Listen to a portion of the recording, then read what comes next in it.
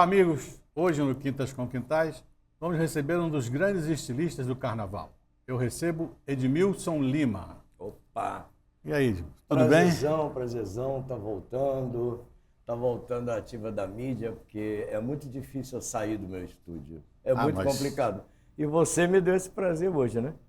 Me deu essa liberdade de poder sair e expor um pouco do nosso trabalho, do nosso convívio de carnaval de anos.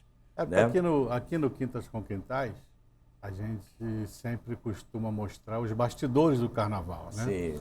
Então você que é um especialista, principalmente em confecção, não só de destaques, mas também de mestre-sala e porta-bandeira, né?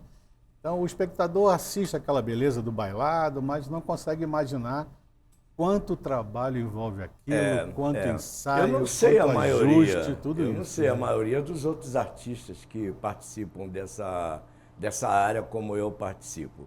A questão toda é que para nós sairmos do estúdio é muito complicado, porque tem um trabalho imenso para ser vigiado, tem um trabalho imenso para ser elaborado e nós não podemos deixar assim tudo É que o boi engorda à os olhos do vontade, dono, não. Tem que estar em cima, tem que estar olhando. olhando, ainda mais para mim que vim de anos e anos de outros professores, quer dizer, você começa a adquirir uma responsabilidade muito grande e começa também a reduzir um pouco do seu trabalho, porque ele é mais elaborado, é mais manual, né?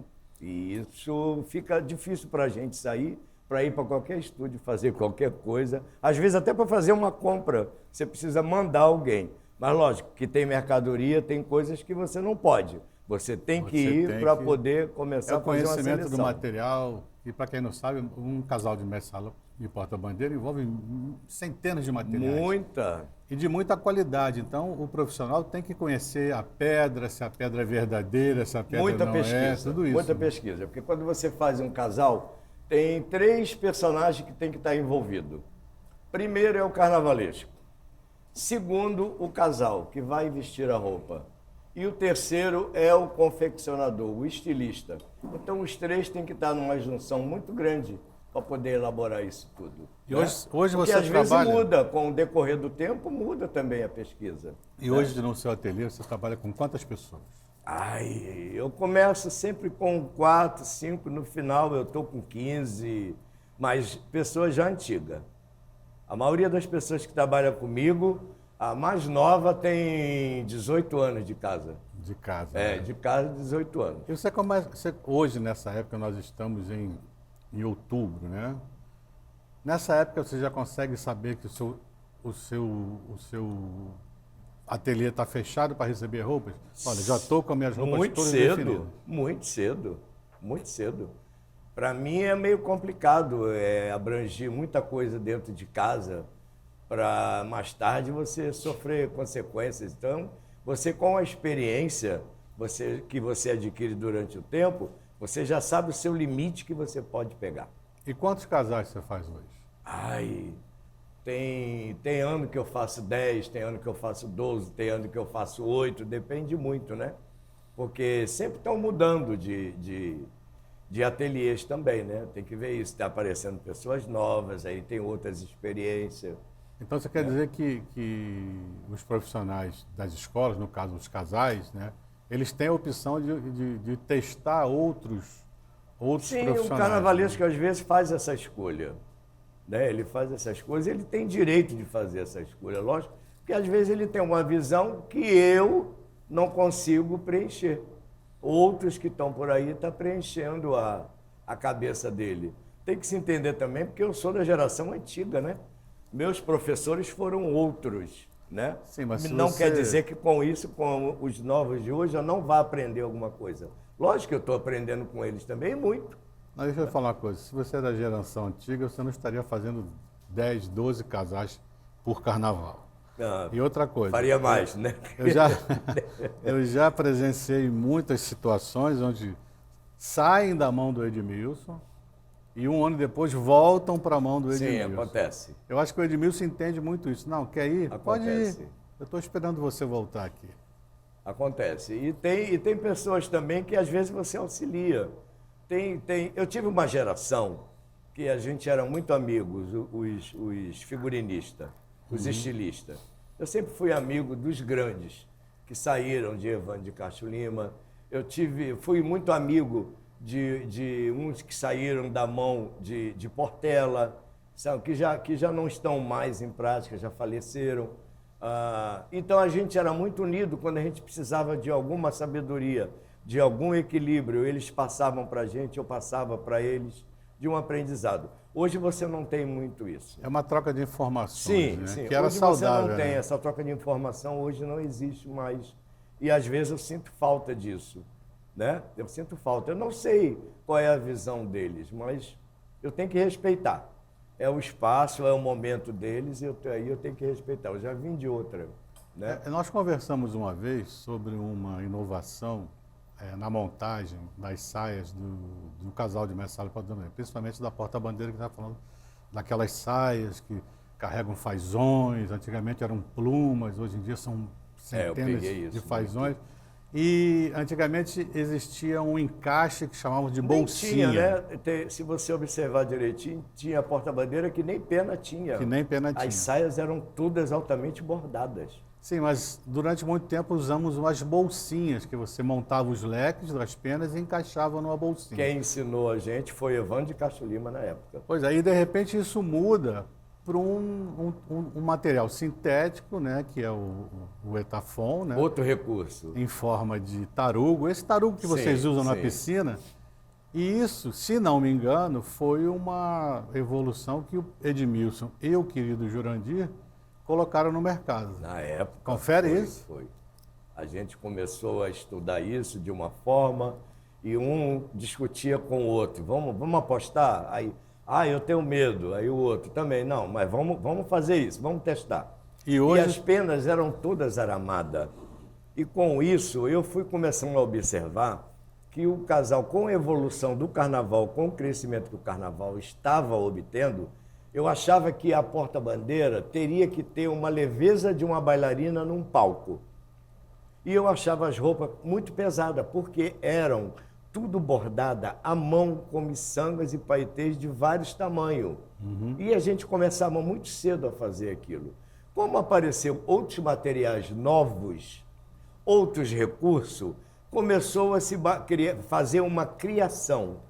Os carnavalescos começaram a ver a coisa de uma outra forma. E a gente, com essa leitura do carnavalesco, a gente começou a substituir esse material para uma coisa mais rápida, sem ter tanto trabalho assim, porque era muito trabalhoso. E hoje virou um padrão, né? Sim, e aí ficava pessoas, às vezes, na mão, que não podia ter o nosso trabalho, que a gente não dava conta, porque era tudo à mão, muito detalhado. Então a gente ficava preso a 1, 2 casais no máximo. Nossa. Eu me lembro que uma vez, João 30 me pediu para fazer o casal da Beija-Flor. Isso lá nos convênios da idade. E eu, como trabalhava com o Jesus Henrique, que foi meu professor, eu virei para ele e falei que eu não estava preparado para fazer Beija-Flor. Porque na época era Doris e Elson PV. O Juju Maravilha e Elson PV.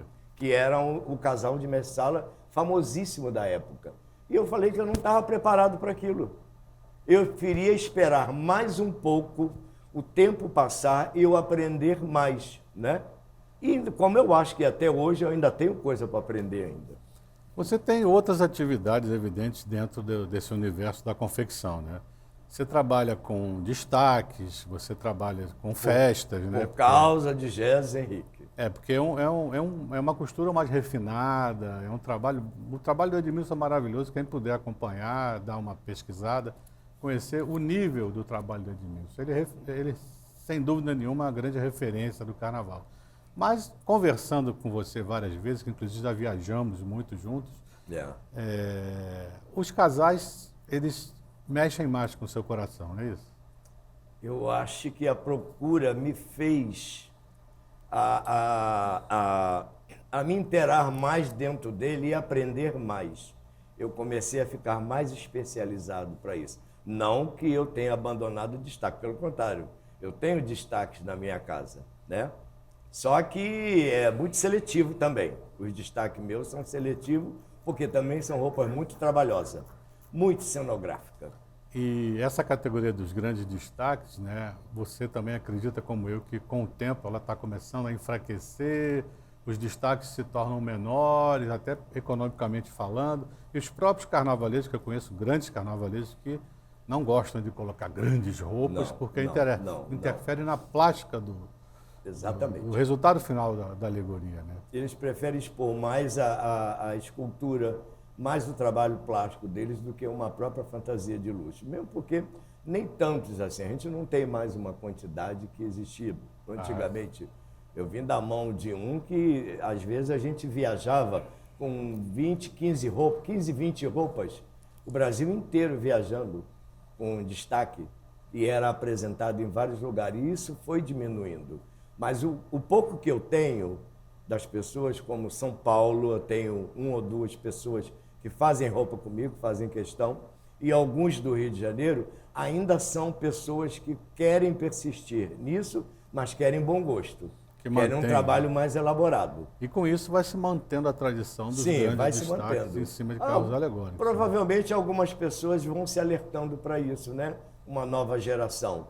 Eu não acredito que talvez essa geração que está vindo para o carnaval, o olhar seja outro, de uma outra forma. Né? É porque é importante que o destaque, para quem quer conhecer um pouco mais do carnaval, que o destaque esteja em sintonia com a alegoria. Então, se você tem uma alegoria, digamos assim, rústica, envelhecida, você não pode ter um destaque que, entre aspas, se destaque mais do que aquilo. Então, ele também tem que acompanhar, ele também tem que ser rústico. São destaques mais temáticos, né? Mesmo porque a plástica cresceu, a cenografia cresceu. Sim. O carnaval ela tem outro visual agora daquele que eu assisti há 40 anos atrás, há 45 anos atrás. Eu acho que um grande exemplo de um destaque de qualidade e que tem um olhar muito eclético, digamos assim, né? É o Maurício Pina, né? É. O Maurício se transforma de acordo. Então você olha o Maurício, ele se confunde com a alegoria. Porque Vive o personagem. Exatamente em Ele sintonia vive. Com a alegoria, né? Exato, eu acho que isso faz parte, né? Algumas pessoas poderiam estar nesse esquema também, mas tem outros que adoram muito luxo. É. Eles preferem, se sentem bem, né? Querem isso. E isso você tem que elaborar. E para isso você tem que pesquisar. E muita Eu falei aqui de Maurício Pina, para quem não sabe, Maurício Pina é um grande destaque de São Paulo, que também trabalha com o Rio de Janeiro. Participa muito do Carnaval do Rio. Eu cheguei a fazer algumas coisas para ele, avulsas assim. Né? Bem, queridos, vamos a um breve intervalo e eu volto já com esse bate-papo aqui no Quintas com Quintais.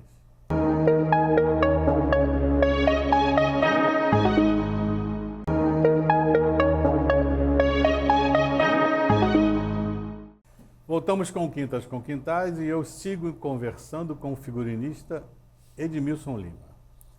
Figurinista não é muito o termo usado, né? Que o figurinista, ele cria o figurino. Na verdade, você é o executor, o estilista. Eu, na verdade, para te ser franco, nem o figurino eu sei fazer direito. Agora, se você me entrega um figurino, eu amplio ele todo. E você acha eu acho que é mais difícil, né, ampliar.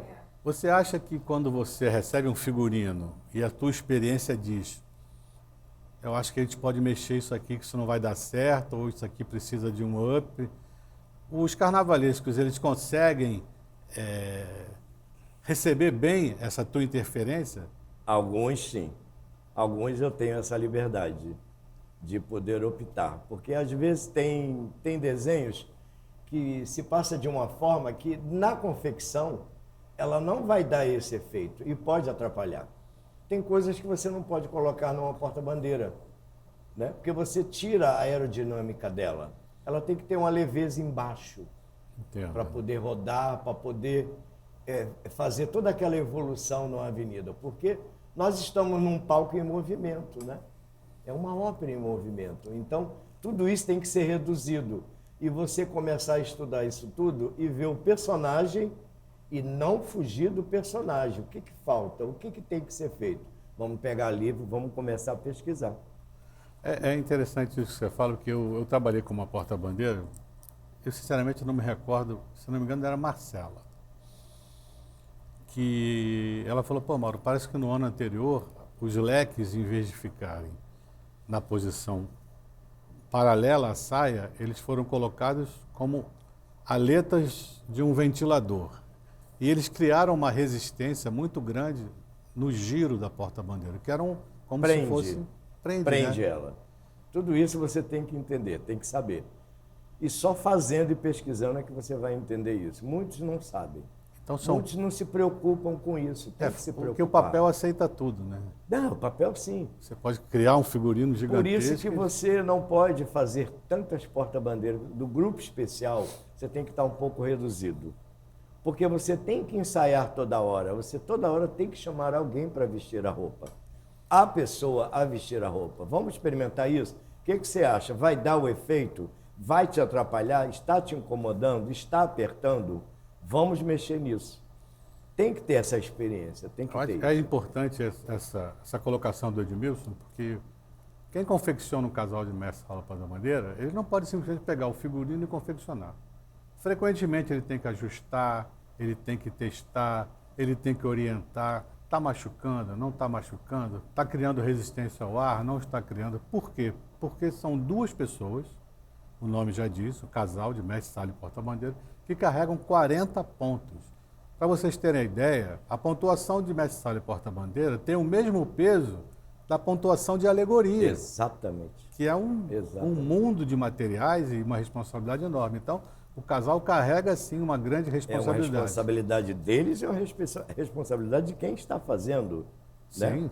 Porque há uma cobrança depois. Qualquer coisa errada, há uma cobrança. Porque aí vão em cima de você. Né? Vão em cima, É muito comum a porta-bandeira ou mestre dizer, não, mas foi a roupa que me atrapalhou. Às vezes pegam como desculpa, né? Errou de outra forma e tem que colocar a culpa na roupa. Mas parecido... comigo não acontece isso, não. É porque você não deixa. Não, comigo não acontece isso, porque como experimento várias vezes, não tem como botar defeito. Houve isso em São Paulo, com uma porta-bandeira. E o presidente, na mesma hora, falou para ela, falou assim, não, a roupa não é problema porque você experimentou e eu tenho um vídeo que o rapaz me mandou.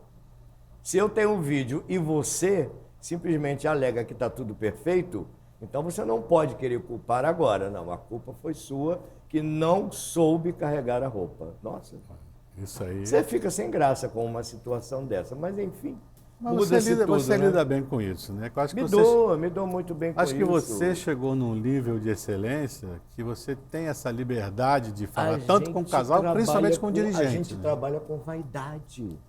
Você já observou isso? Oh. É muito pesado. Você tem uma ideia, você tem uma diretriz, eu tenho a minha, eu tenho que juntar com você, mas o terceiro está vindo, não concorda às vezes nem com você e nem comigo. Quanto de humildade? Conciliar os três juntos. Quanto de humildade tem que ter nessa história? Humildade? 90%. Eu preciso. Às vezes não tenho 90% de humildade, porque a vaidade e o ego é uma coisa muito alta e destrutiva para mim, né? Para mim é uma coisa destrutiva. Eu acho que você tem que ter um pouco de coerência, consciência, para você chegar a uma certa humildade e entender e admitir quase tudo. A chuva ainda é um grande inimigo, né? Muito, muito. Mas as penas artificiais estão vindo aí, elas estão suprindo isso, essa necessidade. Você acha que elas são as penas artificiais estão sendo bem aceitas pelos casais? Se souber trabalhar, sim. Não, pelos casais não, nem a maioria não aceitam. Mas sabendo trabalhar com ela dá um efeito bonito. A gente tem que partir para isso. A gente, há uns anos atrás, nós sabíamos que isso ia acabar. Que esse mundo animal seria acabado. É verdade, a gente sempre comentou sobre isso, né? Porque, por exemplo, em termos de ala, hoje quando você vê uma ala com pluma, até você olha com uma certa estranheza, né? Como? Nossa, pluma, né? E é tão difícil encontrar pluma hoje, né? Tá difícil. Em São Paulo eles ainda usam pluma nas alas. Alguma coisa, né? Que querem persistir num erro, né? Mas uma hora eles vão ter que cair na realidade. Porque não é só estética, a gente não está falando só de uma estética. A gente está falando de uma consciência ecológica. Né? Eu já faço isso em São Paulo, uma porta-bandeira pena artificial, como eu fabrico aqui para o grupo de acesso. Toda na pena artificial, mesmo porque o custo é barato e ninguém consegue suprir um preço imenso que é uma pena natural hoje, é muito cara. Deixa eu te fazer uma pergunta técnica. Hoje em dia, os casais do Rio de Janeiro eles se preocupam muito com a coreografia. Sim. Isso é uma coisa recente. Muito, né? muito, que não existia muito falando isso.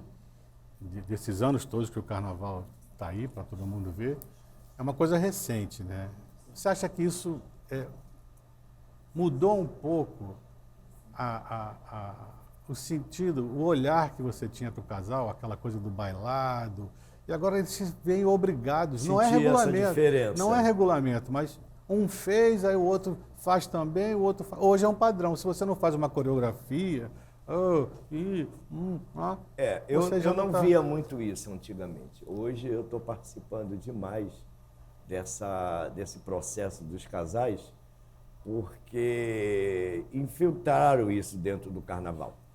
Mas o que eu me preocupo muito é se começar a mudar muito e daqui a pouco mudar o próprio personagem que a pessoa tem que interpretar na avenida. E isso é uma coisa que me preocupa demais. Eu faço questão de observar bastante o figurino e se começar a mudar muito, pode descaracterizar a roupa. Sim. Isso é uma coisa que eu me preocupo. Acho e que é importante. eu faço o casal observar e ver isso. Eles não podem mexer nisso, né? Não podem mexer nisso. Mas a coreografia vai existir agora, até aparecer uma outra novidade para eles, né? Até aparecer uma outra coisa. Renovação. Como sempre, há 43 anos eu estou no carnaval, eu só vejo mudanças e mudanças, lógico. Eu acredito que toda mudança seja para melhor, como está acontecendo, é para melhor. A grandiosidade que chegou o carnaval hoje é uma coisa insuperável e a tendência, eu acho que ainda é crescer mais. Você falou de roupa, você falou de bailado, de coreografia. Vamos ver umas fotos? Vamos lá. Você vai falando um pouco. Olha aqui. Carlos Reis. Esse é o grande Carlos Reis de muitos anos. São 34 anos fazendo roupa para ele na Portela. Começou com uma ala e foi indicado por uma outra pessoa que já faleceu, chamada Idalina, que era um grande destaque da Estácio e um grande destaque do Salgueiro. E ele foi parar lá em casa. Essa é uma cenografia que eu fiz o ano passado para um destaque da Portela também, chamado Nil de Iemanjá, né? Essa é a parte de trás Isso da fantasia do Nil, né? Isso é só uma cenografia. Ele está ali dentro com outra roupa, ainda tem outra peça ali. Isso tudo é trabalhado à mão. Bom, aí aparece um pouco da técnica de montagem, né? Aí o que acontece? Isso aí são as minhas peças de cabeça, que eu ainda sou daquela geração que não consigo ir para um ferreiro, mandar soldar um arame para botar na cabeça de alguém. Eu preciso modelar essa cabeça na mão, eu preciso passar isso para um outro material, aramar com a própria mão, como eu sempre fazia há 43 anos atrás, e montar minhas cabeças. Eu fiz assim, até hoje eu ainda faço esse processo, como eu fazia para o Júlio Xangô de Salgueiro, todas as cabeças dele quem fazia era eu, à mão. Inclusive a dos meus 4 anos de Salgueiro, né? Sim, é a mesma coisa.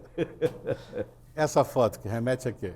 Isso foi um jantar na casa de João Helder, que eu sempre tinha uma adoração profunda por ela e eu me juntava muito a ela para pedir informação, para pedir estudo, para pedir aula, e ela me incentivava, me orientava muito, desde Tititi, no Saputi, quando eu conheci, e ali eu passei a participar do trabalho dela. Muitas vezes ela em outras escolas, eu não pude estar com ela, porque já tinha outro grupo de pessoas para trabalhar, mas a gente sempre foi unido muito junto. Não faleceu, não fui ao enterro, porque isso me chocou muito. É uma pessoa que eu sinto falta, como tenho hoje ainda Maria Augusta, que está aí, que é além de irmã, também, né? É uma mestra, é uma amiga. Nós somos kardecistas e a gente estuda muito, passa muito contato de palestras do Allan Kardec e conseguimos manter essa amizade até hoje. E ela faz falta para a gente, muito grande. Eu pedi para botar a foto dessa roupa, porque eu sei que essa roupa tem um inquérito aí, tem uma história por trás disso. Conta para a gente. O que acontece? Essa roupa foi desenhada pelo Paulo Barros. E ela começou a ser elaborada dentro do barracão e com vários outros recursos. Ninguém sabia o que ia fazer. E eu falei, deixa comigo que eu vou tentar resolver, deixa ela aqui. E o Paulo foi e largou na minha mão. E a gente começou a estudar. Só que a Lucinha Nobre é uma pessoa que você consegue trabalhar porque ela se une a você e ela tem a ideia. Lucinha Nobre é Que é a essa porta-bandeira que porta-bandeira. aparece aqui, né? E ela também tem a ideia. Como eu trabalho com Selminha Sorriso, e a gente tem essa cumplicidade. Eu tinha com a Lucinha. E a gente começou a estudar maneira. A arquitetura da saia dela, eu fui aprendendo uma coisa pequena, fiz tudo à mão, chamei um cara e mandei o cara soldar na minha frente. Era uma coisa pequena e coloquei na saia. E vamos começar a fazer o fazão. E vinha o fazão grande embaixo, em cima. Eu falei assim, não, muda. O fazão pequeno é embaixo e o grande é em cima, para quando armar, isso tudo tem que cair. É verdade que essa roupa não contemplava fazão? Ela ia ser só o CD? Ela ia ser só o CD. E a gente que elaborou mais coisa porque queria uma saia bem rodada. Entendi. E aí a gente teve a ideia, eu e o Paulo, de jogar fazão. E vamos trabalhar em cima do fazão. E ficou uma fantasia marcada, né? Foi, eu tive problema na avenida com outras porta-bandeira que não aceitava a novidade que a gente estava trazendo, porque era uma novidade. Todo mundo fazia uma saia com anáguas. Não, eu vim com uma pecinha pequena, o mínimo, e joguei na cintura dela numa sainha imitando tchutchu de bailarina. E joguei aquela peça ali com 3 degraus e vim trabalhando fazão. Aí vamos para o CD. Fernando Horta entra e fala, me dá o molde que eu vou mandar para a empresa e vai cortar para você o tamanho direitinho e botar um insufilme. Saiu esse que saiu aí. E o restante eu fui elaborando junto com a Lucinha. Essa foto é maravilhosa, né? Essa foto era a pior pena que existia. Como assim? A pena Que é mais a pior? vagabunda que estava guardada porque não tinha pena no mercado. Já tinham levado tudo. E a Beija-Flor correu atrás e não conseguiu. E a pessoa que vendeu falou, só tenho isso, você tem que se virar. Eu falei, não é se virar, não é assim. Você tem que tentar fazer uma coisa boa. Mas tudo bem, já que você quer que eu me vire, eu vou me virar. Eu mandei a ordem na Beija-Flor e eles compraram as penas e eu comecei a trabalhar ela em casa, uma a uma, devagarzinho. Tem 3.000 penas aí. É isso que eu ia perguntar. Qual é a média de penas de um casal? Essa 3.000? pequena, essa lilás, ela tem 3.000. A pena do CD já foi 2.000 penas. 2.100, nunca me esqueço. E dependendo do que você vai criar em cima da roupa, ela pode chegar a 3.000 ou menos. E quanto que tá Balança. Quanto custa um fazão branco, só para o nosso público entender? Um fazão branco. A gente está falando de 3.000, hein? Vamos gente? colocar aí que um fazão branco você vai encontrar na faixa de... Varia muito de local para vender, de 40 a 60 reais uma pena.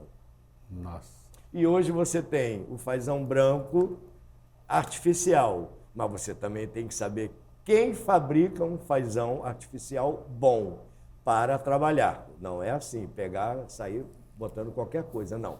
Você tem que estudar a maneira também. Eu tenho uma pessoa que elabora um trabalho do jeito que eu imaginei e pedi. Conseguiu fazer. Aí você vem para o fazão artificial, que você vai gastar de 3 a 4 reais numa pena. Que maravilha, né? Sabendo trabalhar, você vai ter o efeito igual ou melhor. Tem que saber trabalhar. A mão de obra é equivalente ao gasto de material de uma fantasia Nada, dela? imagina. Antigamente você fazia um carnaval, você ganhava dinheiro. Hoje não tanto mais. Olha, não fala tanto isso. mais assim. Edmilson, já estamos nos encaminhando aí para o final da nossa entrevista. Sim. Eu quero te agradecer muito em nome da direção da TV Alerj. Eu que agradeço. Cada vez que um profissional desse vem aqui para poder esclarecer, contar um pouco da história, isso só engrandece e firma o nosso compromisso de explicar para o público como funciona. Mas aqui no Quintas com Quintais, a gente sempre termina as entrevistas com uma pergunta que é básica para a gente. O que o Edmilson de hoje diria para o pequeno Edmilson menino? Eu acho que ele tem que ter um pouco de audácia e cair de cabeça nos livros E não ter vergonha de pedir informação, não ter vergonha de pedir ajuda. Eu quero aprender, eu quero fazer. Você pode me ensinar? Foi assim que eu fiz durante muitos anos. Então eu acho que isso tem que continuar. Não pode haver tanto ego, não pode haver tanta vaidade, porque eu vejo cada vez mais isso destruindo o povo do carnaval, desnecessariamente. Carnaval é uma arte tão bonita que você pode estar dentro dela e implantar tanta coisa maravilhosa e ajudar outros que têm ideias maravilhosas como estão surgindo aí. Tá ótimo. Tá bom? Crescer. Muito O negócio é obrigado. crescer. Esse foi o Quintas com Quintais e voltamos semana que vem com mais uma grande entrevista.